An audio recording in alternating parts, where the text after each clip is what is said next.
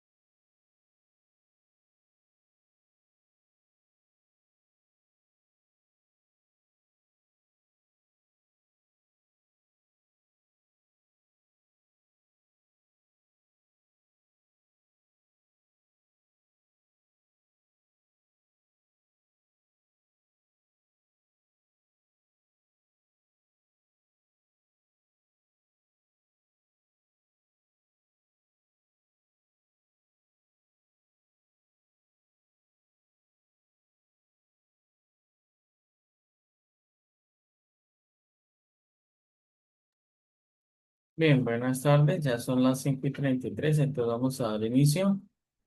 Bienvenidos al curso de Nuevas Tecnologías de Desarrollo. Para este periodo corresponde el NRC 8644. Siempre voy a dar una espera de unos 3 4 minutos después de las 5:30 de la tarde y se empieza en punto a esa hora. Entonces, como les menciono, el curso se llama Nuevas Tecnologías de Desarrollo, NRC 8644. Me presento, mi nombre es Ángelo Quintero Reyes. Yo soy ingeniero de sistemas. Tengo una especialización en dirección prospectiva.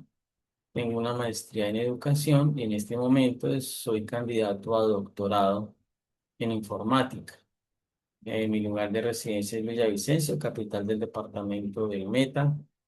Tengo una amplia experiencia en dirección y coordinación, inicialmente en programas académicos, ya que, digamos, ha sido muy fuerte en la medida que eh, he podido desempeñarme en diferentes áreas, pero también en la parte académica. En la parte académica como decano de ingeniería de sistemas, de programas de sistemas. Por lo tanto, pues tengo experiencia en la parte de comités curriculares. Todo esto lo he manejado a nivel nacional, tanto departamental y también local. Es decir, todo lo que hace referencia a la parte académica, pedagógica, tecnológica, investigativa, proyección social, porque todo esto se encuentra muy articulado. En la academia siempre se va a articular la parte pedagógica, pero también está la parte de lo tecnológico. Y lo tecnológico, esa dimensión tecnológica, y gracias a la parte de sistemas de ingeniería, ese elemento, ese paradigma tecnológico ha empezado a jalonar muchos otros aspectos. Por lo tanto, en cualquier área de nuestras vidas siempre va a estar reflejado la parte tecnológica e inclusive la investigativa. He sido también líder de semilleros de investigación. He realizado pues estudios orientados en la parte de actualización y reorientación de currículos académicos formales y también de proyección social. En el área investigativa, pues también he podido participar en ponencias, tanto a nivel nacional como internacional. El año pasado, en el mes de septiembre, octubre, presenté una ponencia a nivel internacional en la Universidad Señor de Zipán en Perú para socializar los resultados de un trabajo que he venido desarrollando en la parte de sensores ambientales. Entonces, también he incursionado en la parte de investigación. Importante entender cuando estamos en este tipo de espacios que el aprendizaje autónomo forma parte de cada uno de ustedes. ¿Por qué? Porque ahora con los ambientes virtuales se da una notable autonomía en los procesos. Entonces ahí es donde entra la parte de cada uno de programar sus actividades, en la parte de presentar los exámenes o presentar las actividades de acuerdo al curso que ustedes están llevando a cabo. Pero también hay una parte significativa. Significativa es que eh, sabemos y debemos entender que lo que estamos haciendo va a redundar más adelante en esos procesos. Ya en la parte específica de mi área, pues he podido desarrollar aplicaciones en diferentes lenguajes. He manejado JavaScript, PHP, MySQL, Java, que es diferente a JavaScript, C++. Y en este momento vengo trabajando muy fuerte la parte de Python. Python porque si uno va a revisar, por ejemplo, la plataforma Cisco, que es una plataforma a nivel internacional, ellos trabajan netamente en Python, ¿sí? Y Python es un lenguaje muy versátil, hay muchos otros lenguajes, pero en este momento Python es el fuerte. He venido trabajando en la parte de proyectos, sensores ambientales y me ha funcionado muy bien. Entonces he trabajado mucho en la parte de Python. Bien, recomendarles pues hacer una revisión previa a la estructura del curso. Es por eso que quiero tocar algunos aspectos relacionados acá. Ya revisamos aquí presentación del curso sobre las temáticas que vamos a trabajar. Pues aquí voy a adelantar de esto de manera manual para explicarles algunas cosas. Acá, entonces, como introducción a esta parte de lo que vamos a trabajar en nuevas tecnologías. Entonces, allí como aparecen las diapositivas, soluciones tecnológicas, requerimientos del cliente, herramientas de desarrollo. Aquí voy a abordar algunos temas y cosas que están relacionadas con estándares y métricas de calidad. Yo creo o sé que ya algunos de ustedes tuvieron que haber pasado por ese curso, estándares y métricas de calidad, ¿no? Sobre todo en la parte de desarrollo de software y en la parte de documentación. Todo esto que vamos a trabajar está muy ligado con los estándares y está muy ligado con el ciclo de vida de desarrollo de software. ¿Mm? En las últimas semanas voy a hacer referencia al ciclo de desarrollo de software porque hay que tomar un proyecto y hay que empezar a basarlo desde la etapa de conceptualización, análisis, diseño y demás, porque no nos podemos olvidar las diferentes etapas del ciclo de desarrollo de software. Y cada etapa está ligada a un estándar, ¿sí? Un estándar, hay unos estándares específicos que se trabajan de manera transversal en todas las fases y empiezan a aparecer otros estándares como el 25010, la norma ISO/IEC 25010 en algunas de las fases, pero en todas las fases se trabaja con la norma 12207, que es la norma para trabajar todo lo que son las fases del ciclo y desarrollo de software. Ya para la parte de calidad, que es la parte que se trabajó en el curso de estándares y métricas de calidad, se trabaja la parte, la norma 25010. Sin olvidar que empiezan a aparecer muchas otras normas, ¿no? La 8330 y otras normas que están relacionadas con las fases. Entonces, en nuevas tecnologías vamos a abordar diferentes temáticas que están relacionadas y están articuladas siempre al ciclo de vida de desarrollo de software. Miremos, por ejemplo, la primera semana como aparece allí. Vemos, dice escribir, generar, depurar programas. O sea, estamos hablando de la parte de código, ¿cierto? Pero también tenemos que abordar una parte de lo que son servidores de desarrollo, montaje y producción. Entonces, es más hacer referencia a la parte codificación y a los diferentes entornos. Es decir, estamos hablando de servidores, no de servidores que se van a montar en una red, sino de esos equipos que se dedican solamente lo que es al desarrollo de software. Y vamos a revisar que hay tres tipos de entornos o tres tipos de servidores. Que está el de desarrollo. Hay otro servidor o entorno que se llama el de integración, que hace referencia a montaje o a pruebas.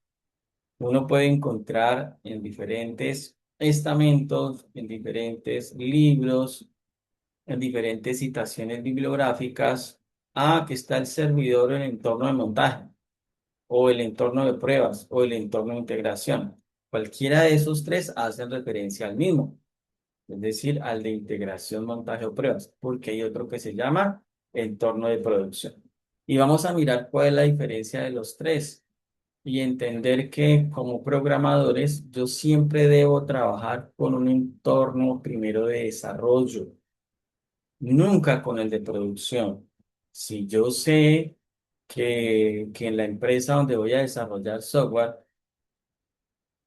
tienen un servidor dedicado, tienen un equipo destinado para el montaje de la base de datos, sistema operativo y demás, nunca debemos entrar ya a desarrollar allá. Tenemos que desarrollar en una máquina aparte, eh, llamémosla servidor, llamémoslo entorno, con unas características específicas en las cuales nos va a servir como entorno de desarrollo.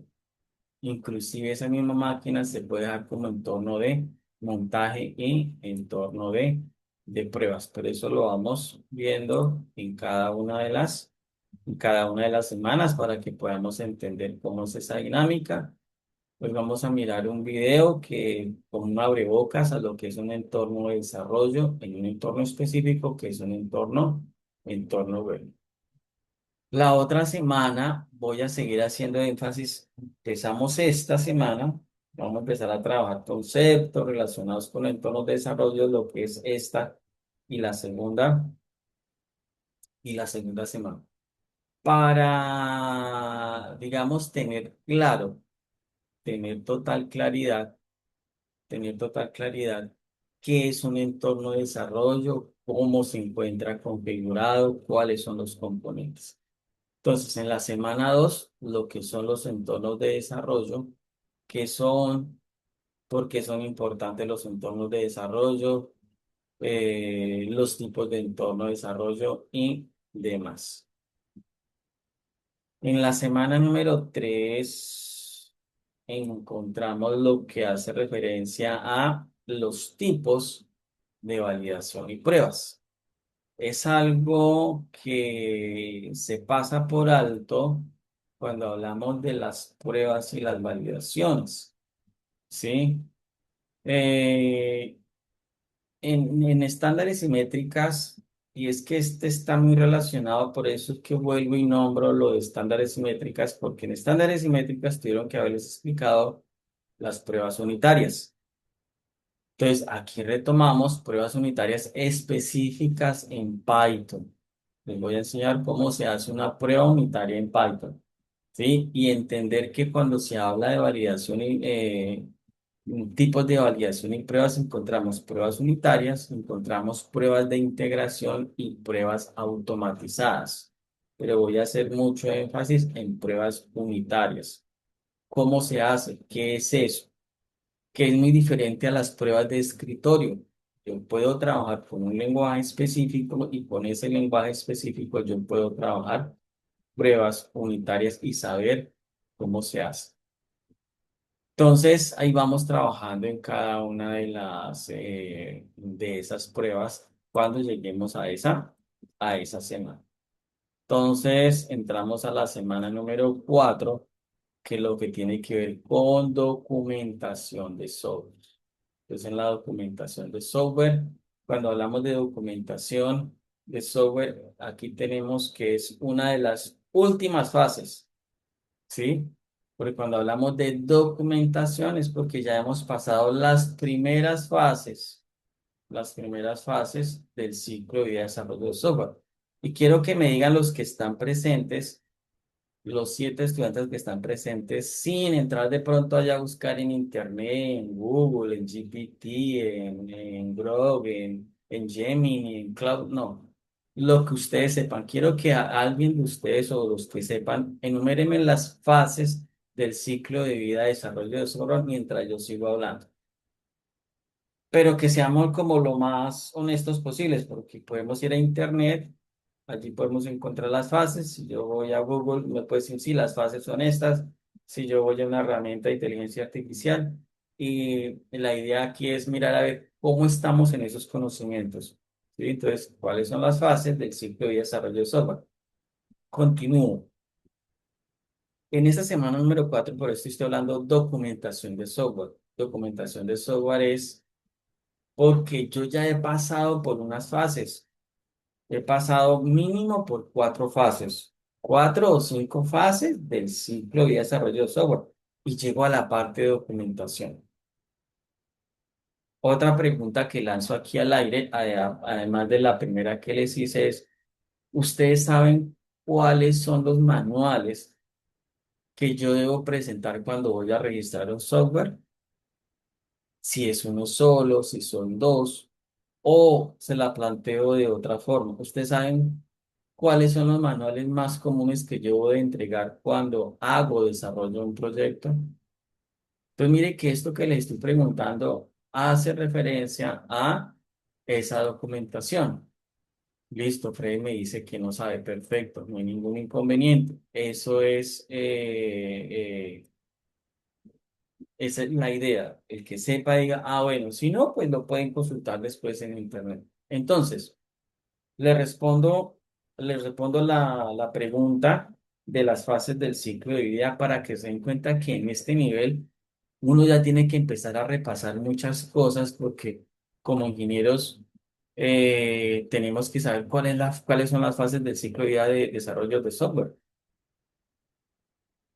¿sí? Que hay una fase de conceptualización, que hay una fase de análisis de requisitos de software, que hay una fase de diseño. Mire que aquí ya he enunciado 3. Conceptualización, análisis, que no nos gusta hacer análisis, pero es de las mejores etapas en las cuales uno tiene que aprender. Y en su momento les voy a decir por qué. Sobre todo porque allí uno saca requerimientos funcionales y no funcionales. Entonces mire que aparece otro concepto y podría yo llenarlo esto de preguntas. ¿Saben qué son requerimientos funcionales y no funcionales? Si yo no sé hacer requerimientos funcionales y no funcionales, me queda muy difícil desarrollar código. Por eso yo les digo a los estudiantes que están mirando estos cursos que son avanzados, es a la mayoría les gusta programar, pero más que programar, yo tengo que primero saber cómo se hace un análisis, cómo se hace el diseño. Entonces, retomo, conceptualización, análisis de requisitos, fase de diseño, las gráficas, diagramas de flujo, modelo de entidad relacional, el modelo relacional, todo lo que uno hace en UML, diagrama de clases, diagrama de objetos, un diagrama físico, el diagrama de red, diagrama de componentes.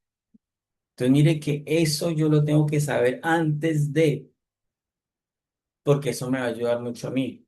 Que después de la diseño, entonces ahí sí viene la de codificación. Y para codificar, yo tengo que saber los patrones de diseño. ¿Y cuántos patrones de diseño hay? Habrán cuatro, habrán ocho. Que después del diseño vienen las pruebas, que son técnicas que se utilizan para hacer pruebas. ¿Sí?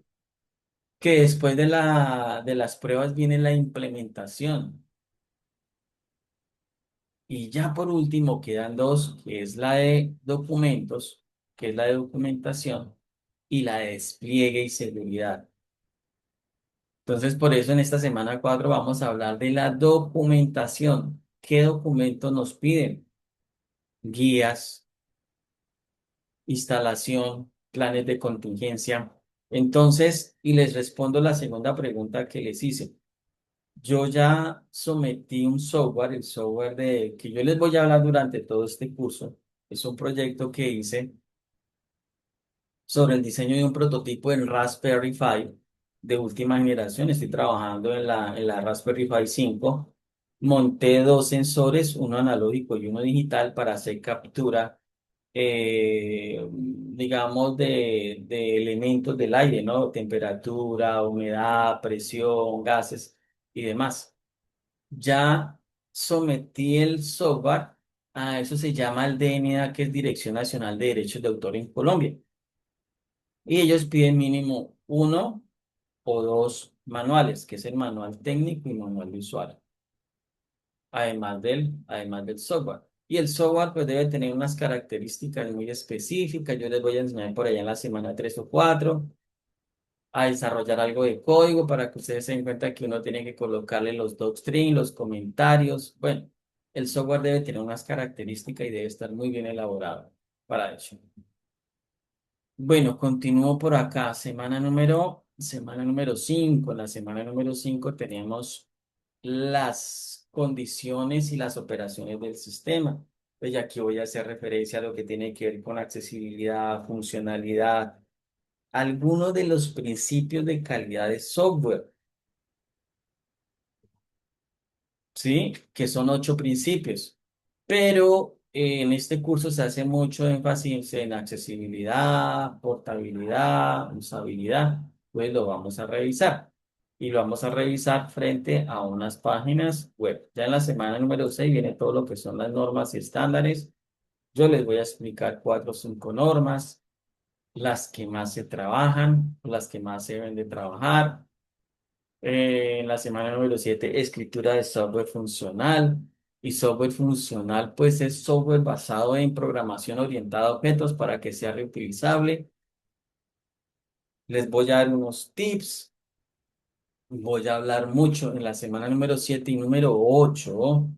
Voy a hacer mucha referencia sobre Python. Tiene algo que se llama el PEP 8, que son las buenas prácticas de Python, PEP 8, para que ustedes se den cuenta que todos los lenguajes tienen buenas prácticas, pero que todas se articulan y se enfocan prácticamente en lo mismo. ¿Será que sabemos declarar variables? ¿Será que sabemos, por ejemplo, y aquí pues además, aquí ya les estoy hablando de muchas cosas como para que ustedes vayan teniendo en cuenta. ¿Será que sabemos cómo colocarle nombre a una clase? Ustedes se acuerdan por allá cuando vieron programación orientada a objetos en JavaScript, el colocarle un nombre a una clase no es solamente colocarle el nombre porque sí, yo tuve que haber visto primero UML y saber que una clase se coloca, por ejemplo, con el método camello o método camel case. Profe, pero es que eso no tiene relevancia porque si yo hago un programa y le coloco todo en minúscula, funciona. Sí, claro, funciona. Si yo hago una clase y le coloco todo en minúscula y los métodos de la clase en minúscula funcionan, pero yo no puedo someter donde yo trabaje como programador y a mí me hagan una auditoría, el auditor me puede a mí calificar mal. Porque yo como ingeniero tengo que saber que hay un método que se llama Camel Case, método camello. Y eso, cuando yo les haga un breve recorrido acerca de cómo se diseña una clase en UML, nos vamos a dar cuenta, que la clase tiene método camello y que el método tiene el método Snapcase, donde todo va en minúscula y si son varias palabras van unidas por underscores o raya al piso. Entonces son muchas cosas que uno empieza a recordar.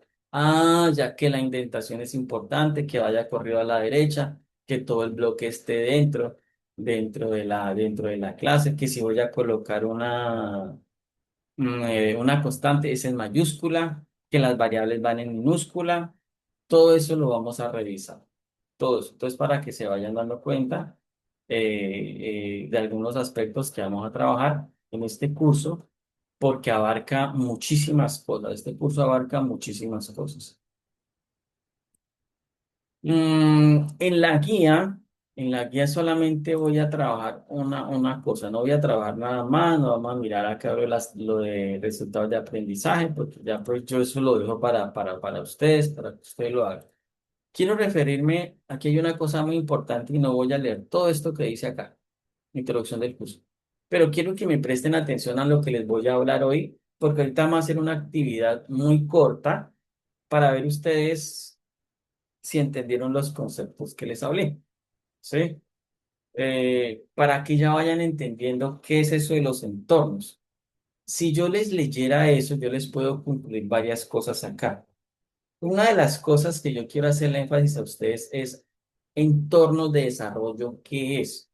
Vamos a mirar cómo es eso de los entornos de desarrollo. Yo allí puedo hacer pruebas, puedo hacer el desarrollo, puedo ejecutar aplicaciones. Vamos a incluir todas las herramientas y recursos necesarios para garantizar esa operatividad de un software. Que si alguien le llega a decir, ingenieros, ¿qué necesita en su entorno de desarrollo? De hágame un listado de lo que necesitamos. De pronto nos cogen fuera de base. Y de pronto sonará esa palabra entorno de desarrollo como por allá. No, yo no sé, me toca ir a buscar en internet. No, cuando miremos qué es un entorno de desarrollo y los componentes se van a dar cuenta que son cosas que ustedes ya sabían. Solamente es que tenemos es que reafirmarlas en la mente, reafirmarlas en la mente, ¿sí? Entonces, es eso, saber de qué se compone, saber pues, que hace referencia a un software, que hace referencia a un sistema operativo, a una base de datos, a unas dependencias, ¿sí?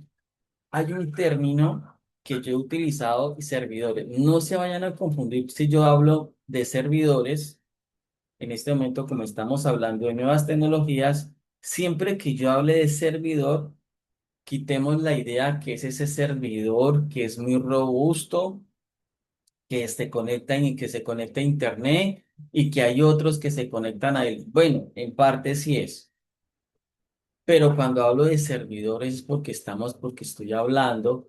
de esos entornos que pueden ser o locales o virtuales o en la nube. Los servidores pueden ser de tres tipos: local, virtual o en la nube. Grábense eso. Hay tres: locales, virtuales o en la nube. Les coloco un ejemplo. El equipo donde yo estoy aquí haciendo la Open Class con ustedes, cuando yo empecé a diseñar el software para la Raspberry, ahí uno se da cuenta que mi entorno de desarrollo es muy diferente al de la Raspberry. Por lo tanto, yo diseñé todo el proyecto inicialmente, la mayoría del proyecto en este computador. Por lo tanto, este computador se me convirtió en un entorno de desarrollo o servidor de desarrollo local. Yo les dije que hay tres servidores: local, virtual y en la nube. ¿Por qué? Porque es que yo todo no lo puedo hacer en la Raspberry. Para que la mayoría me entiendan, voy a buscar acá, disculpen un momento, voy a buscar acá para que sepan que es una Raspberry. Voy a buscar acá Raspberry, Berry Pi 5 y les voy a mostrar que una Raspberry es algo como esto, está acá. Mire, esto es una Raspberry. Esto es una Raspberry 5. Es una placa muy pequeña. A ver si la estamos mirando en pantalla. Es una placa muy pequeña. No es el tamaño de un computador, no. No es el tamaño de una tableta tampoco. Es muy, muy pequeña esa tableta, pero funciona como un computador. Tiene puertos para USB, tiene conexión para cable Ethernet. Las últimas, esta Raspberry con la que trabajé, tiene conexión para Wi-Fi. No tiene disco duro, tiene una flash donde uno monta ahí o Linux para Raspberry o puede montar Windows para que se hagan esa idea, ¿sí? Mire, esto es una Raspberry. Haga tal y cuenta como si fuera una board, pero es mucho más pequeña, ¿sí? Bueno, aquí vienen los accesorios. Si alguien tiene una pregunta, levanta la mano, puede preguntar. Porque lo que yo quiero explicarles es lo siguiente. Yo el proyecto lo hice así. Porque algunas veces en los diferentes cursos Lita me preguntan, profe, pero es que mi entorno de desarrollo y el entorno de producción, bueno, a ver, o sea que todo no lo puedo traer en la Raspberry. No, porque como la Raspberry tiene unas características diferentes, ya voy a ampliarlo acá unas características diferentes, entonces por eso aparece el entorno de desarrollo. Entonces yo en mi PC monté Python, monté Visual Studio Code y empecé a hacer codificación para hacer las pruebas. ¿Sí? Eso, mira, aquí dice Luis Carlos Silva, ¿qué función cumple la Raspberry?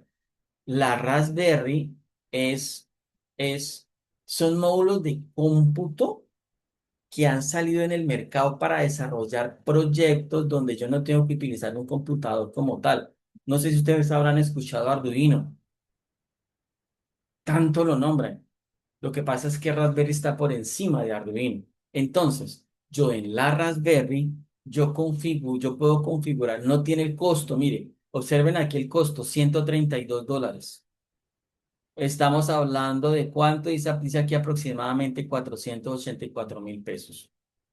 Mire la pregunta que nos hace el compañero, me parece muy buena y muy acertada en este momento. ¿Qué cumple? ¿Para qué sirve eso? Imagínense que yo tengo que, si yo fuera una empresa, por ejemplo, el proyecto que hice lo puedo montar en una empresa, en una oficina o en una casa, que en esa empresa me dijeran, bueno, ingeniero, ¿y qué recurso necesito? No, usted necesita tener un portátil. Pues un portátil mínimo son 1.500.000. o 1 millón, o sea, para tener unas características ahí de un portátil. No, yo ya no tengo necesidad de hacer eso. Yo puedo hacer uso de una Raspberry porque tiene unas características, o sea, tiene un procesador. O sea, aquí dice qué procesador tiene. Generalmente es una ARM, bueno, eso existen diferentes. Entonces, cuando yo monto el proyecto allí, él hace todo. Él me corre un sistema operativo como si fuera un computador. Puedo correr un programa como tal, Python. Él me hace la lectura, por ejemplo, en este caso de los sensores. Y ya, se utiliza para manejar sensores, para domótica. Y no tengo que tener una super máquina y han tomado mucha relevancia estos dispositivos. Busquen ustedes hoy o mañana Arduino, Raspberry. Entonces yo me fui por el área de la Raspberry porque es como un computador, pero con bajo costo. Mire cómo es, no tiene ni pantalla. Entonces yo lo que puedo hacer es, desde el computador, accedo a la Raspberry, hago la configuración y después dejo la Raspberry funcionando. En este momento tengo mi Raspberry conectada a aproximadamente unos 4 metros donde estoy porque les iba a hacer una pequeña práctica de lo que es un SSH. Mire, la Raspberry en este momento tiene los dos sensores, ya está trabajando, está leyendo, me está leyendo en este momento la temperatura de mi casa, me está mostrando a qué presión estamos, me está mostrando la calidad de aire y no tengo que tener un computador allá. Después vamos a ver un poco si el tiempo nos da a mirar esto. A ver, sigo avanzando en esta parte de acá. Entonces, para que no nos perdamos, existen este y este Raspberry que ustedes están viendo aquí en pantalla. Yo lo puedo configurar como un servidor. De hecho, mi proyecto yo lo titulé más o menos así como el diseño de un prototipo para configurar Raspberry Pi como servidor. Estoy diciendo, pero esa placa tan pequeña puede funcionar como servidor, claro, porque yo le monté Linux, porque a través de estos pines que ustedes ven aquí arriba, que estoy moviendo el mouse, hay 40 pines que uno pues tiene que saber de electrónica. Allí le conecté los sensores.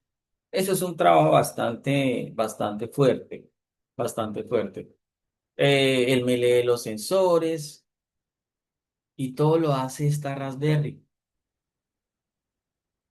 Y yo me puse a investigar más y me di cuenta que Google tiene algo que se llama Google Coral, muy parecido a la Raspberry. Que Nvidia tiene otro que se llama Nvidia Jetson Nano, pero es mucho más costoso.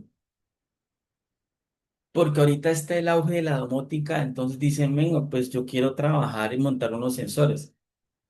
¿Los sensores será que los puedo leer en mi computadora, en mi portátil? Claro que sí, pero es que yo no puedo disponer todas las veces que quiera. Si yo estoy haciendo un montaje de sensores en una empresa que tiene 10 pisos, tendría que tener 10 portátiles. ¿No? 10 Raspberry, ¿cuánto me cuestan? Me cuestan 4.840.000 pesos aproximadamente.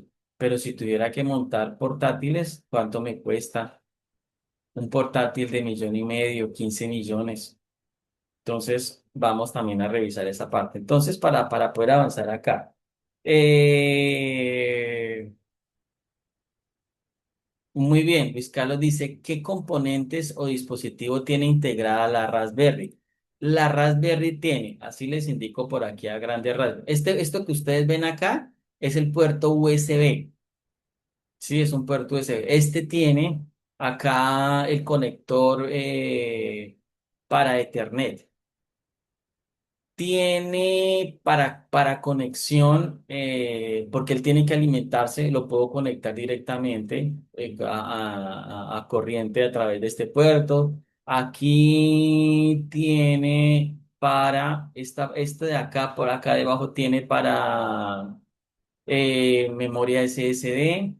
Venga, revisamos todas las características de este, porque todo esto son accesorios adicionales. Venga, revisamos acá este que están ofreciendo ellos que tienen. Entonces, mire, aquí tiene un procesador de 4 gigahercios. Perfecto. Tiene su procesador ARM Cortex, tiene 512 en RAM, tiene dos cachés, tiene para video, tiene un procesador de video, tiene por acá, tiene una SRAM, tiene Bluetooth. Ah, mire, por ejemplo, esta ya tiene una mejora. Este tiene para Bluetooth, tiene dos puertos USB 3.0 y 2.0, tiene la conexión de Ethernet, pero es gigabit, o sea, a muy alta velocidad, ¿sí? Tiene un conector para cámara, porque yo a esta, por ejemplo, al mío yo le compré una pantalla pequeña que viene un display, pero no se lo he conectado porque yo accedo directamente desde mi PC, accedo a la Raspberry. Ahorita les voy a mostrar cuando les hable SSH, y si se me llega a olvidar, por favor me acuerdan, porque voy a mostrarles que yo puedo conectarle esta cámara, o bueno, digamos este panel o este display, pero yo para evitar eso, yo lo que hago es conecto de manera remota a través de Visual Studio Code.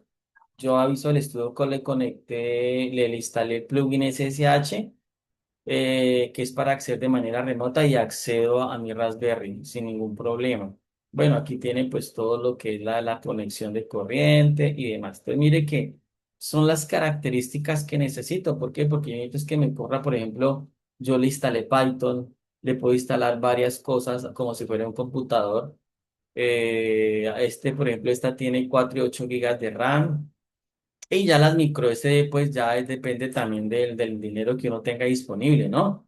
Porque uno le puede montar desde 16 hasta 256 gigabytes, perfecto, pues para un proyecto de esta calidad. Tampoco es que uno lo vaya a utilizar como para herramienta de trabajo y oficina, no. Es para proyectos específicos, no, que quiero instalar 10 sensores, lo puedo hacer perfectamente. Que quiero trabajar domótica, lo puedo hacer perfectamente. Que quiero trabajar, bueno, eso tiene muchísimas aplicaciones, este tipo de placas. Y también hice un estudio para que por favor tengan presente, y es que hay muchos, si ustedes miran en internet, hay muchos ingenieros que utilizaban Arduino y comparaban Arduino con Raspberry diciendo que era mejor que Raspberry. No, no es mejor que Raspberry. Yo hice una comparación entre Arduino, Raspberry, Google Coral, NVIDIA Jetson Nano, y me di cuenta que en cuanto a precio, en cuanto a capacidades, funciona Raspberry. Lo que pasa es que apareció NVIDIA Jetson Nano, y si uno va a mirar, no, el costo de una NVIDIA Jetson Nano está, he encontrado precios de millón y al de 2 millones, he encontrado precios de 7 millones. Entonces, pero porque lo utilizan para inteligencia artificial y para proyectos muy avanzados como reconocimiento de imágenes. ¿Mm? Bien, entonces esa es la parte de lo que son los servidores. Sigo avanzando. Vamos a trabajar algo relacionado con software multiplataforma, y en software multiplataforma le voy a explicar qué es eso de multiplataforma y múltiples dispositivos. ¿Sí? Vamos a trabajar que uno debe garantizar en software multiplataforma por lo menos dos cosas: portabilidad y funcionalidad. Portabilidad y funcionalidad. Y uno la puede trabajar en diferentes entornos: Windows, Linux, Android y demás. Hablarles que cuando se trata de documentación, se aborda el tema relacionado con documentación. Siempre me va a explicar manuales de usuario, guías de instalación, anotaciones, anotaciones y demás. Y una cosa bien importante: nube y dashboard. Yo no sé si ustedes habrán escuchado el término de dashboard.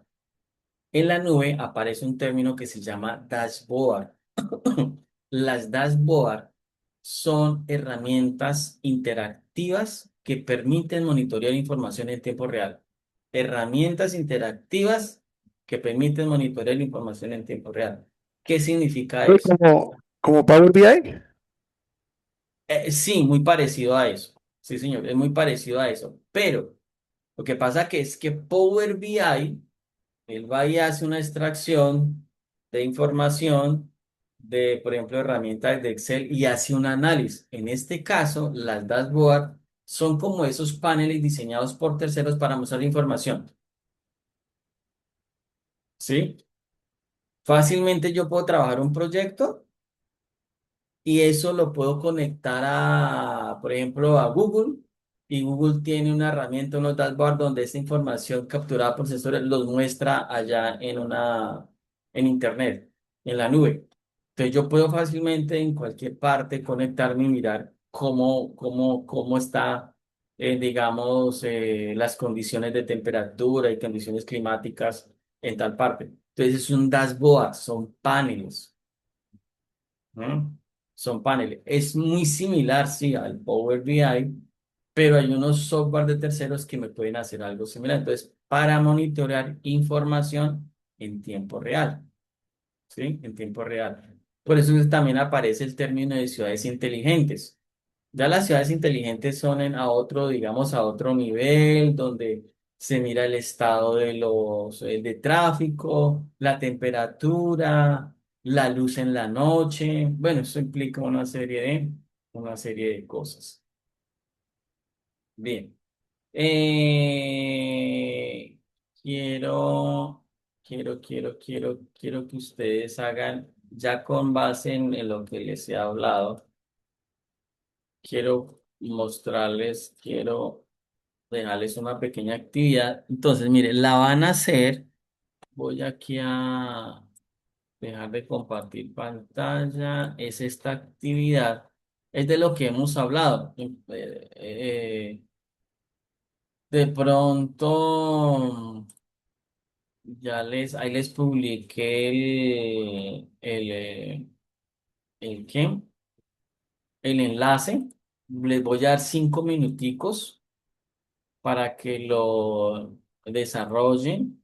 Es ordenar, es ordenar, ese Scramble, es ordenar las letras. Hay una pregunta y ustedes lo que pueden hacer es ordenar las letras. Tan pronto lo hagan, envían el pantallazo acá por el chat. ¿Sí? Ingresan y allí hay una pregunta. Ustedes lo que hacen es ordenar. Cuando contestan la pregunta, él va a la siguiente pregunta. Son, son 7 preguntas nomás. Y tan pronto lo hagan, lo comparten. Entonces son las 6:17, a las 6:22, 6:23.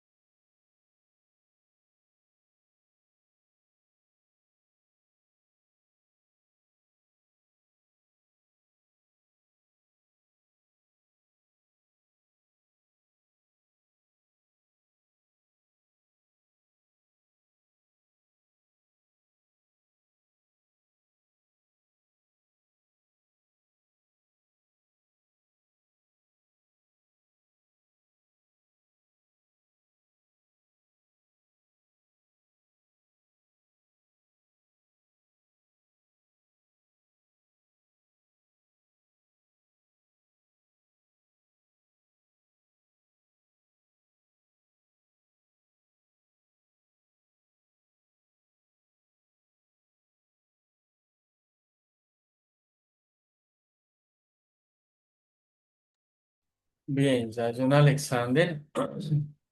Ya lo envió, muy bien. ¿Quién más? A ver, otros dos. Y ya continuamos. ¿Qué preguntas habían allí? A ver, allá aparecía una pregunta que el entorno, desarrollo y despliegue de aplicaciones corresponde a qué unidad, a la unidad uno, ¿cierto? Hay otra pregunta sobre el tema de servidores, que era lo que yo les había hablado ahorita, que son de tres tipos: locales, virtuales y en la nube. Locales, virtuales y en la nube. Hay otra pregunta: en la semana 2 se trabajará el tema de entornos de desarrollo.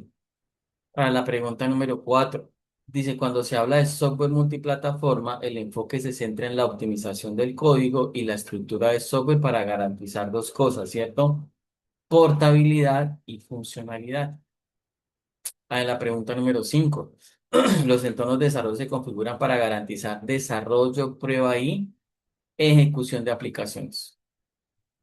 Uno siempre trabaja en un entorno de desarrollo para garantizar, uno, yo desarrollo las pruebas, desarrollo el código, perdón, hago las pruebas y que corran las aplicaciones. Y ahí sí después lo puedo llevar al entorno de desarrollo, al entorno de, perdón, al entorno de despliegue o al entorno de producción. ¿Sí? La pregunta número 6. En la documentación del software se incluye la redacción de manuales de usuario, anotaciones y, yo les expliqué ahorita, guías de instalación. Guías de instalación. ¿Sí? Y la última pregunta, que fue lo que yo les hablaba de los dashboards. La pregunta decía: para el monitoreo de información en tiempo real y la toma de decisiones basadas en datos, ¿qué se diseña utilizando herramientas en la nube? Los dashboard, D-A-S-H, que viene el inglés dashboard, D-A-S-H. A ver, otro. Dice Bray, me mandó a unas películas ganadoras del Oscar.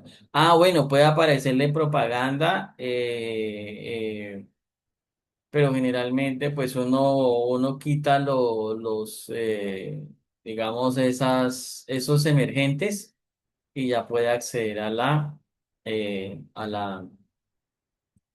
prueba. Ya la envió también Diego, ya la envió Reinel, pero no hay ningún problema, Freddy. Listo, si quiere, pues lo puede probar en otro navegador. Ya la envió Reinel, Diego, Freddy pues ya comentó que había accedido a ella y John Alexander. Muy bien, listo, continuamos, continuamos. Ya los que hacen falta, pues la pueden ir subiendo mientras yo voy hablando acá. Entonces, arrancamos con la infografía de esta semana. Mire que allí ustedes pueden observar que hay tres tipos de entornos, ¿sí? O servidores: desarrollo, integración y producción. Desarrollo, integración y producción. ¿Cuál es el primero donde yo tengo que desarrollar mi software? Pues en el de desarrollo, no en el de producción de una vez. Y es que el mejor ejemplo que yo les puedo explicar a ustedes es en el proyecto que yo hice, que es el de la Raspberry. ¿Por qué? Porque es que yo allá no monté Windows, yo allá no monté Visual Studio Code, porque no es necesario. Yo todo eso lo puedo hacer en un equipo aparte,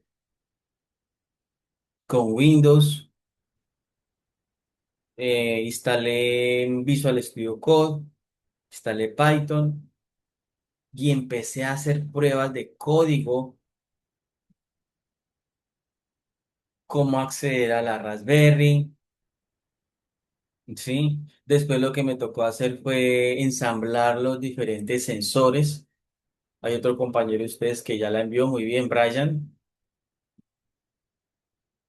Entonces, miren por qué se le llama de servidor de desarrollo, porque es que yo todas las veces no voy a tener la misma plataforma. Miren que estoy trabajando con dos plataformas diferentes: Windows y Raspberry con Linux. ¿Que yo puedo montar Windows? Sí. pero yo me fui a la fija con Linux porque es más seguro. Después yo puedo hacer pruebas con Windows. Claro, yo puedo montar Windows para Raspberry y estoy trabajando en dos entornos diferentes. El 80% del proyecto yo lo desarrollé en un entorno de desarrollo, valga la redundancia, ¿no? Y ya cuando monté los sensores y todo eso, entonces ahí sí me fui a la Raspberry a hacer todo ese proceso. Entonces mire el orden en que va desarrollo, integración y producción. Ahora, que en el de desarrollo yo puedo hacer pruebas, sí, yo puedo hacer las pruebas.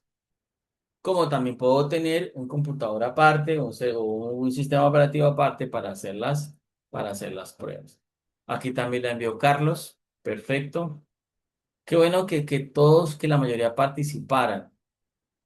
Bien, me parece bien que estén haciendo la actividad. Ahora vamos a revisar la parte de entornos de desarrollo. Ahí coloqué, ahí hice digamos, una pequeña imagen ahí sobre configuración. eh, y yo ahí ubiqué un texto. Una correcta configuración es importante, es vital en el entorno de desarrollo de software. Porque es que lo que yo, el sistema, el lenguaje de programación que yo instalé, junto con las bibliotecas que instalé, tienen que funcionar en la otra plataforma. Entonces, todo tengo que configurarlo muy bien en el entorno de desarrollo. Entonces, cuando yo configuro bien un entorno,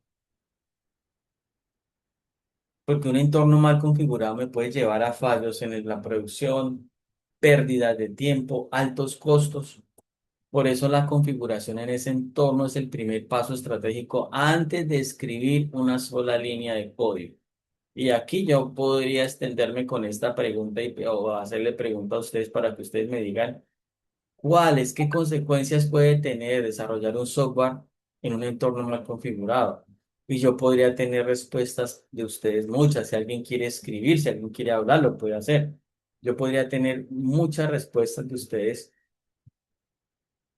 en las cuales me podía decir, no, pues que no funcione bien, baja seguridad, fallas en la integración, muchas cosas, ¿cierto? Luis Carlos también ya envió la actividad, perfecto. Entonces yo por eso les tengo aquí esta diapositiva donde ubiqué 11 fallas que podemos encontrar. Les voy a mencionar algunas. Errores frecuentes en la ejecución, claro que sí, porque si lo que yo configure mal acá va a replicar allá en ese entorno. Las pruebas van a salir mal, comportamientos inconsistentes entre las versiones de software, problemas de compatibilidad. Ustedes sí sabían, y eso uno lo aprende cuando uno practica mucho. Cuando yo desarrollé el proyecto me di cuenta de muchas cosas. Por ejemplo, uno sabe que los lenguajes de programación vienen por diferentes versiones. Yo sabía que Windows, o sé que en Windows yo monto, instalo Python y Python ya está en la versión 3 algo. Pero resulta que en Linux la cosa cambia. Porque cuando yo ejecuto un comando en Python, yo muchas veces le digo Python tal cosa, Python espacio y le doy el comando. Y es transparente en Windows que él diga, como instaló Python, la última versión, digamos 3.14, él ejecuta la versión 3.14. Pero en Linux no todas las veces es así. En Linux resulta que la mayoría de las versiones de Linux puede ser que el Python, ellos pueden trabajar con la versión 1 o la versión 2 o la versión 3. Si yo ejecuto un comando en Python en Linux, como decir Python, por decir así, Python requirements, o bueno, cualquier otro comando, puede ser que él me apunte a una versión anterior de Linux. Y yo decía, pero ¿cómo va a apuntar a una versión anterior? Sí, Linux, para guardar compatibilidad con versiones anteriores, puede apuntar a un Python 1 o a un Python 2. Y eso es netamente técnico. Yo dije, vea pues, o sea que cuando yo ejecute un comando en Python, en Linux, me toca decirle específicamente Python 3 y luego el comando para que él siempre apunte a Python 3. Entonces son cosas que uno va aprendiendo en el camino y que se dando cuenta con la experiencia. Entonces mire lo que uno se da cuenta. Entorno de desarrollo, entorno de producción, cosas completamente diferentes. ¿Sí? La baja seguridad. Una de las cosas que yo por eso empecé con Linux en la Raspberry es por la seguridad. Yo a pesar de que yo pueda acceder de manera remota a la Raspberry, yo no puedo copiar un paquete como tal, como si fuera en Windows, copy y pegue. No, porque como yo estoy trabajando con un sistema Windows, yo accedo con Visual Studio Code a Linux en la otra plataforma, que yo allí todo lo hago por comandos. Entonces creo un paquete zip, allá tengo que trabajar con un comando sudo, porque el comando sudo es superusuario, superdominio. ¿Sí? Sudo para entrar como superusuario allá. Pues cualquiera no podría entrar como superusuario porque tendría que acceder a través de la clave. Pérdida de tiempo y recursos, pues allí pérdida de tiempo y recursos, ya sabemos que no, gasté tantos meses haciendo el software y voy a llevarle de una vez allá al entorno. No, porque puedo perder más tiempo. Fallas en la integración, dificultad para escalar o replicar el entorno, que no puedo instalar todo el entorno porque ya me está exigiendo otra cosa. Bueno, entonces empiezan a aparecer problemas si no sé trabajar bien en mi entorno de desarrollo porque tengo que replicarlo como tal en el entorno de despliegue o en el entorno de producción. Y se llama así, técnicamente se llama así, entorno de producción. Entonces son términos que ustedes ya tienen que empezar a memorizar. Esto no tiene nada que ver de pronto con, no, que es que están fabricando producto y por eso lo llaman producción. No. Técnicamente en ingeniería se llama así: entorno de desarrollo, entorno de integración o pruebas y entorno de producción, que es donde ya corre en el computador como tal, en las herramientas donde se va a instalar. Y allí aparecen muchas otras consecuencias, aquí se las estoy ubicando: dificultad para escalar, problemas de rendimiento, y podría yo hablarles de muchas cosas allí. Bien, voy a mostrarles un video como abrebocas a lo que es un entorno de desarrollo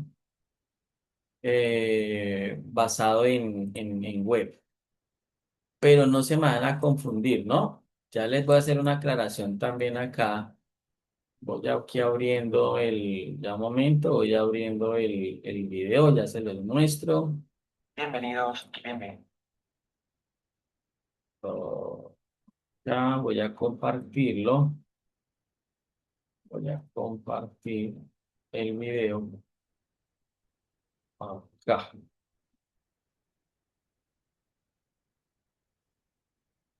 Miren lo que dice aquí, muchachos. Dice, ¿qué es un entorno de desarrollo web? Entonces, no se me van a confundir. Igual por eso todas las preguntas que vengan, si no entienden, tienen que levantar la mano, hablen, escriban. No significa que un entorno de desarrollo sea web. No. Eh, pero el concepto es muy similar a lo demás. Y les voy a explicar por qué. Mi proyecto no fue un entorno de desarrollo web, fue un entorno de desarrollo local. No tuve necesidad de de trabajar en Internet. No tengo necesidad de mostrar nada en navegadores. No tengo que comunicarme nada a través de Internet, porque mi proyecto es Edge Computing. Pero habrán proyectos que sí se necesite trabajar con entorno de desarrollo web. Ustedes o alguno de ustedes conocerá que yo puedo trabajar con la suite SAM o MAM o WAM o AppServe, donde yo configuro en mi equipo como si fuera un servidor web sin necesidad de conectarme a Internet, ¿sí? Para que vayan a entender. Entonces, aquí este video es específicamente qué es un entorno de desarrollo web y por qué es importante. Bienvenidas a este nuevo vídeo, espero que todos y todas estéis bien. En este vídeo vamos a ver qué es un entorno de desarrollo web y por qué es importante. Pero antes de empezar, como siempre, toca leer el acertijo de este vídeo. Os lo leo. No soy visible en Internet, pero soy el lugar donde todo comienza.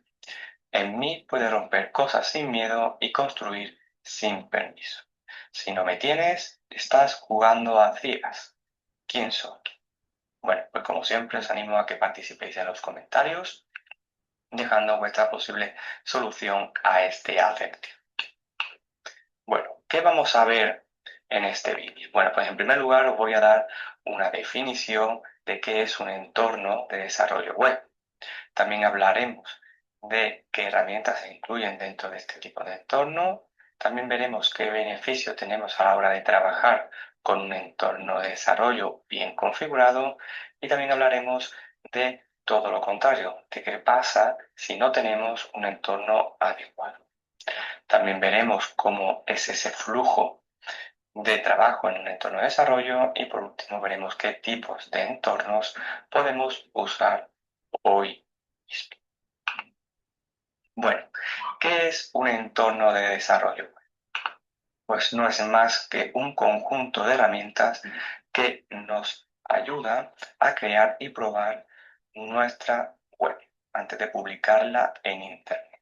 Imagina que es como tu zona segura, donde puedes cometer errores, experimentar y hacer pruebas sin afectar a usuarios. Voy a interrumpir el video porque quiero que les quede claro esto. Mire el concepto tan claro y no pude encontrar un mejor video para ustedes. Dice, es un entorno que está conformado por herramientas donde ustedes pueden crear la web antes de publicarla online. Antes. Si alguno de ustedes, de los 10 que están presentes, nunca han montado una suite como SAM, MAM o WAM, me dicen y yo puedo utilizar 10 minutos de una clase para explicarles cómo se hace. Eso es muy fácil. Cómo crear y cómo probar esa web en el computador. Por aquí me están escribiendo. Perfecto. No sé, muy bien. Por aquí Kevin envió una. Qué pena, profe, la demora. No pasa nada. Ah, perfecto, perfecto. Listo, perfecto. Porque sí me gustaría, a ver cómo hago en la otra clase, tiene unos minutos y eso es supremamente, aquí eso es sencillo, les voy a explicar qué herramientas hay para que ustedes se den cuenta. No, es que me mandaron a hacer una página. No, una página, no, una aplicación porque necesita tener una base de datos y acceder y no, si ahora me toca buscar un servicio en internet, me toca buscar un hosting y hay que pagarlo, ¿cómo hago? No, yo no tengo necesidad de preocuparme por eso en esta etapa. Yo les voy a enseñar que eso es muy fácil conociendo las herramientas. Mire lo que está diciendo, yo puedo cometer errores, puedo experimentar, allí coloco mis scripts, no es sino instalar la suite adecuada y él simula en mi computador como si estuviera en línea. Y yo ahí me doy cuenta si mi página está corriendo, si está accediendo a la base de datos o no. ¿Sí? Entonces, mire que él ya está tocando temas muy importantes. Jesse dice, de manera local se puede igual utilizar. Sí, señor. Apache, Tomcat, sí, señor. Eso es. Correcta la respuesta. Cuando les enseñe, hagamos esa práctica, se van a dar cuenta que hay algo que se llama Apache, que es un servidor web. Porque el Apache me simula en mi computador como si tuviera un servidor web instalado. Porque es que cuando uno paga un hosting, donde uno dice, mire, es que necesito montar una base de datos, porque la aplicación accede a la base de datos, ya uno no se preocupa por montar Apache ni nada de esto, como lo está diciendo Yesid. Yo ya no me preocupo por montar un servidor de correos, ni por montar la base de datos, porque ya el hosting me ofrece eso. Pero entonces imaginémonos esos dos escenarios, muchachos. Yo tener que preocuparme por pagar el hosting, por hacer. cuando yo puedo hacerlo en mi computador y ya después de que yo lo haga en mi computadora, ahí sí ya pago el hosting. Entonces, eso es. Muy bien la respuesta. Ahora, dice, existen tres entornos principales en cualquier proyecto. Miren lo que yo les he dicho, el desarrollo, pruebas y producción. Miren, porque es una terminología universal. Desarrollo, lo local, lo que yo hago, las pruebas que yo hago. Claro que ya le estoy quitando lo que él va a explicar ahorita. Existen tres entornos principales en cualquier proyecto profesional. En primer lugar, tendríamos el de desarrollo, que lo tendríamos montado en nuestro ordenador, en local, y nos sirve para programar y hacer pruebas. Luego tenemos otro entorno, que sería el entorno de pruebas, que es aquel donde simulamos el entorno real antes de publicar. Aquí los usuarios finales suelen probar lo que hemos desarrollado para que nos den el OK. Y luego tenemos el entorno de producción, que ya es el definitivo, ¿no? Donde está alojada nuestra web para que los usuarios puedan utilizarla. Bueno, ¿y qué herramientas se incluyen dentro de un entorno de desarrollo? Bueno, pues hay diversas herramientas que se incluyen en este tipo de entornos. En primer lugar sería el sistema operativo, que es aquel donde se ejecuta todo, ya puede ser Windows, Linux o MacOS. Luego tenemos servidores web, como puede ser Apache o Nginx, que nos ayuda a atender esas peticiones por parte del navegador. Luego tenemos motores que nos ayudan a procesar la lógica del servidor, como puede ser PHP, Python o Node. También haremos uso de bases de datos, que es aquella donde se almacenan los datos, la información, ¿vale? Pueden ser MySQL, MariaDB, etc. También tenemos, por otro lado, el navegador web, que es aquel que muestra nuestra aplicación al usuario y la información que hemos pedido. Podemos utilizar Chrome, Firefox, etc. También usaremos editores de código, como puede ser VS Code o Sublime Text, que aquí básicamente es donde escribiremos nuestro código. Miren que son cosas que la mayoría de ustedes conocen. No es nada del otro mundo. Sin embargo, yo en una área de diapositivas tengo como un checklist para que ustedes sepan que cuando hablen de entorno de desarrollo digan, ah, ya sé que tengo que tener sistema operativo, el servidor web, la base de datos, el lenguaje de programación, las dependencias, porque yo les voy a hablar de un tema que se llama dependencias. Pero si observamos estas herramientas que dice acá, sistema operativo, pues siempre voy a tener un sistema operativo. Ese entorno de desarrollo. El servidor web, mire lo que decía aquí el compañero de ustedes. Hay uno que se llama Apache, que generalmente ya está dentro de una suite. Cuando se dice suite es porque es un paquete que viene el servidor web, viene la base de datos, viene el servidor de correo, viene el lenguaje de programación. ¿Mm? Y hay uno que se llama Nginx, si es que yo quiero instalar aparte, independiente, no quiero instalar Apache, quiero instalar otra cosa. Pero generalmente se trabaja mucho Apache, servidor web, claro, porque como es para web.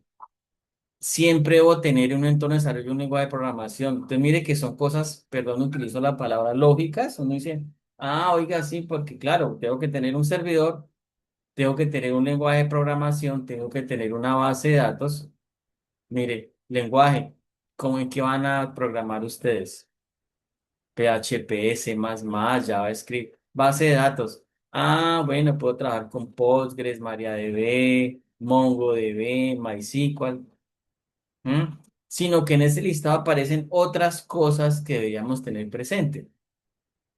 Ah, si es para web, ¿verdad que tengo que tener un servidor web? El navegador web, pues ya digamos que toca incluirlo en el listado porque uno dice, "Ah, pero es que eso es algo que ya debería estar". No, no, y les digo por qué. Porque si yo estoy trabajando, por ejemplo, en Linux, ahí sí me toca a mí especificar, ah, con qué navegador. Que lo que pasa es que uno ve que ya hay cosas como que ya son obvias, ¿no? Entonces saca uno el listado y dice, ah, ¿verdad que debo tener esto, sistema operativo, base de datos? El editor de código, pues más que editor de código, yo diría IDE, entorno de desarrollo integrado. Ojalá ustedes se acostumbren a instalar o a tener más que un editor de código, un entorno de desarrollo integrado, muchachos. No sea, si ustedes de los que ya han programado o saben algo, díganme cuál conocen ustedes. Yo prácticamente estoy casado con Visual Studio Code, pero existen muchos entornos de desarrollo integrado. Busquemos algo que me por eso se llama entorno de desarrollo integrado. Existen otros, ¿cierto? NetBeans, por ejemplo, Cassandra, creo. Cassandra, o hay uno que se llama IntelliJ IDEA. Existen muchos. Porque es que el entorno de desarrollo integrado nos va a ayudar a resolver muchas cosas y a integrar muchas cosas, muchachos, muchas cosas. Por ejemplo, cuando yo empiece a hablarles y ya a ejecutar Visual Studio Code, se van a dar cuenta que yo desde allí instalo Python, allí puedo instalar C, puedo instalar Java, puedo tener el control de cuáles son mis plugins o mis librerías instaladas, puedo instalar muchas cosas e integrarlas allí. Por eso se llama entorno de desarrollo integrado y no trabajarlo de forma aislada. Que todos los proyectos como los tengo, Visual Studio Code. Venga, ingeniero, ¿y cómo está accediendo usted hacia otra terminal vía remoto? Visual Studio Code. ¿Cómo hizo? Instalé un plugin que se llama SSH y me libro porque ya todo lo tengo allí integrado. Ah, pero si usted está trabajando en otra terminal como Raspberry, usted tuvo que instalar allá Visual Studio Code. No, no es necesario. ¿Por qué no? Porque lo estoy haciendo con una herramienta SSH que trabaja por línea de comandos y lo que hago es acceder de manera remota por código, comandos. ¿Cómo lo hice? Visual Studio Code. Que sus páginas web, ¿cómo las hace? Desde Visual Studio Code. Entonces eso se llaman entornos de desarrollo integrado, IDEs. IDEs. Y existen muchos, está NetBeans, como les dije, Visual Studio Code, está IntelliJ. Bueno, existen muchos entornos de desarrollo integrado que nos van a ayudar. Bueno, él aquí nombra alguno que llama terminal, dice Bash, PowerShell, porque, bueno, algunas cosas uno las hace con esos terminales. Y por último también haremos uso de la terminal, como puede ser Bash y PowerShell, que aquí es donde ejecutamos comandos para gestionar los servicios. Bueno, ahora vamos a pasar a hablar sobre los beneficios que tenemos a la hora de trabajar en un entorno bien configurado. Aquí la pregunta es, ¿por qué nos deberíamos de molestar en montar un entorno completo? Pues aquí os dejo algunos motivos. Y es porque podemos probar nuestra web sin uso de Internet. También podemos evitar publicar fallos directamente en producción. También nos ayuda a detectar errores antes de que los vea el cliente o el usuario, y esto es bastante importante. También nos ayuda a simular cómo se comporta nuestra web en la vida real. Nos ayuda a prepararnos para trabajar en equipos profesionales y por último podemos automatizar tareas, controlar versiones y mucho más. Bueno, ¿y qué pasa si no tenemos un entorno adecuado? Bueno, pues no tener un entorno adecuado puede causarnos muchos dolores de cabeza y entre ellos están en encontrar errores difíciles de sanar, fallos por usar versiones diferentes entre PHP o la base de datos MySQL. También nos ayuda, o sea, también nos provoca pérdida de tiempo configurando cosas a última hora. También la dificultad para trabajar en equipo y replicar errores. Y por último, bueno, pues problemas de seguridad si se prueban directamente en producción. Yo os recomiendo, os sugiero, casi que os obligaría a no usar el servidor real como campo de pruebas. Ujú. Usad vuestro entorno de desarrollo. Bueno, ¿y cómo fluye el trabajo en un entorno local? Bueno, vamos a ver aquí cómo se comunican todas estas piezas que hemos hablado anteriormente. Bueno, en primer lugar está el usuario, ¿no? Que va a escribir una URL en el navegador. Este navegador va a enviar. Bueno, eso lo podemos ver en una clase que aunque no corresponda al tema, pero sí quiero explicarla porque ya que ustedes me dijeron que no saben cómo probar esto.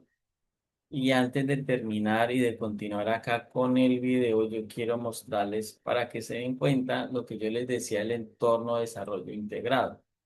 Voy a compartir acá, voy a compartir acá toda la pantalla y voy a abrir acá, aquí tengo, voy a cerrar aquí Visual Studio Code. Pues mire, yo todo, o sea, acostúmbrense a trabajar con un entorno de desarrollo integrado, sea el que ustedes quieran. Hay muchos, pero este ha tomado mucha fuerza, Visual Studio Code. Por ejemplo, yo aquí en extensiones, yo aquí puedo buscar, eso hay infinidad de herramientas, depende obviamente de lo que vayamos a hacer. En una de las clases les voy a explicar qué es esto de Black, porque yo puedo trabajar formateadores en Python, donde él me ayuda a organizar el código. De pronto yo no soy como muy juicioso en que tengo que colocarlo todo indentado y organizado. Entonces, después de que yo escriba el código con Black, él me ayuda a organizarlo todo. Mire, tengo el de HTML, varias herramientas, este LiveServe que me ayuda a simular un servidor directamente para no cargar un servidor directamente en mi equipo. Él me ayuda a hacer eso de una vez. Entonces, yo aquí tengo una herramienta que se llama SSH. Inclusive esta herramienta de pronto vuelvo y explico en la otra clase, por si alguien no ingresó hoy, vuelvo y lo explico. Esta herramienta es la que me ayuda a mí. Mire que todo esto lo hago directamente desde Visual Studio Code. Yo la instalé y con esa herramienta, eh,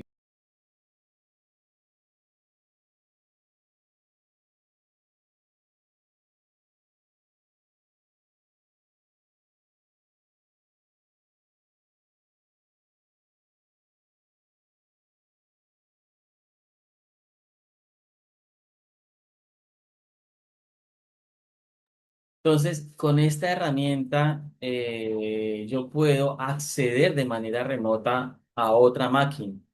Yo puedo acceder a otra máquina. Pues yo la instalo. Lo bueno de Visual Studio Code es que él aquí inclusive tiene como una ayuda para instalarle y demás. Les hago aquí una prueba rápida. Miren, aquí en la parte inferior dice abrir una ventana remota. Yo aquí me conecto donde dice conectar host. Yo tuve que haber hecho un proceso de haber reservado una IP porque, bueno, digamos que es una exigencia de mi proyecto donde yo tengo para poder acceder a mi Raspberry. Yo le reservé una IP para poder siempre acceder a ella. Ingreso, él me pide una contraseña, yo le escribo la contraseña y ya, mire, ya estoy dentro de la máquina. Vengo aquí donde dice RPP y él ya me abre. Aquí en este momento él me está pidiendo otra vez la contraseña y ya estoy ingresando directamente a la Raspberry. No importa dónde esté mi otra máquina, que esté a 200 metros, 500 metros. Ah, mira, aquí ya estoy accediendo a la Raspberry sin tener instalado Visual Studio Code allá, sin tener instalado Windows. Ya estoy accediendo a mi máquina de manera remota. Lo estoy haciendo ¿desde dónde? Desde Visual Studio Code. ¿Con qué plugin? Una herramienta que se llama SSH. Aquí tengo ya mi proyecto hecho. ¿Cómo se llama? Sensory. Obviamente tiene sus carpetas por defecto. Ya acá no las toco para nada. Creo una carpeta como se crea en cualquier sistema operativo, eso no tiene, pero aquí ya estoy dentro de la otra máquina y estoy en Linux. Estoy en Linux y aquí está todo mi proyecto con sus archivos, mire, todo en Python, mire, todo está en Python, está desarrollado en Python. ¿M?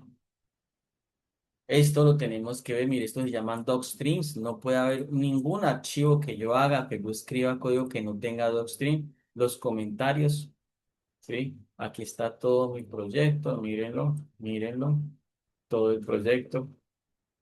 Y estoy accediendo de manera remota a la Raspberry, a mi otra máquina, y lo hice con qué herramienta, con la herramienta SSH, y lo hice directamente desde Visual Studio Code. ¿Y cómo hago para salirme? Muy fácil, aquí en la parte de abajo dice, aquí dice, mire, está conectado precisamente a la IP 192 tal, tal, se va a desconectar, haga clic sobre ella y aquí me aparece una opción que dice cerrar conexión remota. Todo lo estoy haciendo desde donde, desde mi entorno de desarrollo integrado. Entonces, mire cómo hice las cosas en mi equipo de entorno de desarrollo y aquí cuando yo vaya a acceder acá, ya ese es mi entorno de producción. Esos archivos que ustedes vieron allá tuve que montarlos desde mi Windows, tuve que empaquetarlo, tuve que desempaquetarlo acá en Linux, tuve que trabajar con un comando propio de Linux con sudo para poder descomprimir el proyecto y empezar a trabajarlo allá. Entonces, esa es la manera de ver cómo se trabajan en dos entornos completamente diferentes y cómo acceder a ellos. Entonces, queda como compromiso para la otra semana. Si no lo hago la otra semana, lo hago en la siguiente semana, pero no creo que nos demoremos mucho. Les voy a explicar cómo se configura ese entorno local rápidamente, cómo se monta el Apache, cómo se monta el lenguaje a través de una suite, como por ejemplo SAM o MAM o WAM, y cómo probamos una página aquí en el equipo como si fuera un hosting sin necesidad de replicar todo el proyecto allá. Listo, muchachos, entonces ya son las 7 de la noche, entonces dejaríamos por terminada la Open Class del día de hoy y nos veríamos la próxima semana. Ya en la plataforma ya les subí las diapositivas. Ya les subí las diapositivas donde está todo el tema de esta semana que nos falta por ver. Entonces nos veríamos la próxima semana, muchachos. Muchas gracias. Una Gracias, feliz noche. profe. Bueno, que estén muy bien. Gracias, profe. Ah, profe, muchas Hasta gracias. luego. Buenas noches para todos. Muy buenas noches, profe. Está muy bien. Hasta luego a todos, sí, señor. Buenas noches. Hasta luego, muchas gracias. Listo, Paola, que estén muy bien. Chao a todos.